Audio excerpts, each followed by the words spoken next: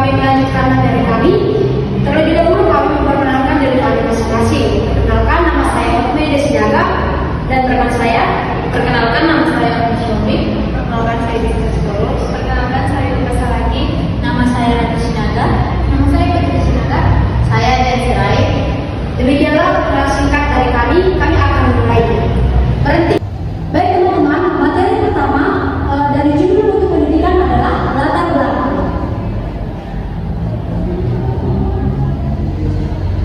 Pendidikan merupakan salah satu faktor penting dalam meningkatkan kualitas sumber daya manusia. Melalui pendidikan, seseorang dapat memperoleh pengetahuan, keterampilan, serta nilai-nilai yang diperlukan untuk menghadapi perkembangan zaman. Oleh karena itu, mutu pendidikan menjadi aspek yang sangat penting dalam upaya mewujudkan tujuan pendidikan nasional. Namun, mutu pendidikan di Indonesia masih menghadapi yang namanya berbagai tantangan. Masih terdapat sekolah yang mengalami keterbatasan sarana dan prasarana, kurangnya tenaga pendidik yang berkualitas, serta rendahnya kemampuan literasi dan numerasi peserta didik. Kondisi tersebut dapat mempengaruhi kualitas proses pembelajaran dan hasil belajar siswa.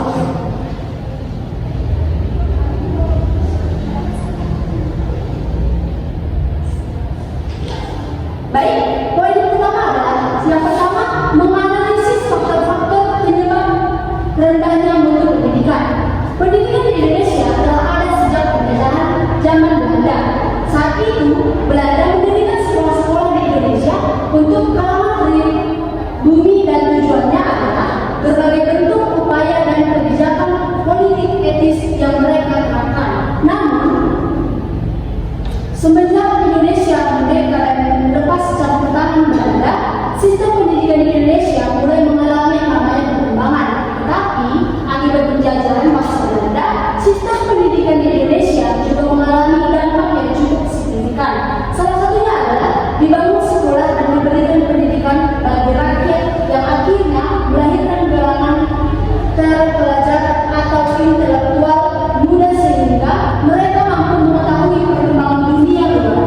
Pendidikan di Indonesia sekarang ini baik secara terstruktur maupun tidak terstruktur, pendidikan di Indonesia menjadi tanggung jawab Kementerian Pendidikan dan Kebudayaan Republik Indonesia atau Kemdikbud. Demikianlah materi yang akan saya sampaikan dan akan dilanjutkan oleh teman saya. Nah, baiklah, materi selanjutnya itu faktor-faktor yang mempengaruhi rendahnya pendidikan di Indonesia. Faktor pertama itu ada faktor internal.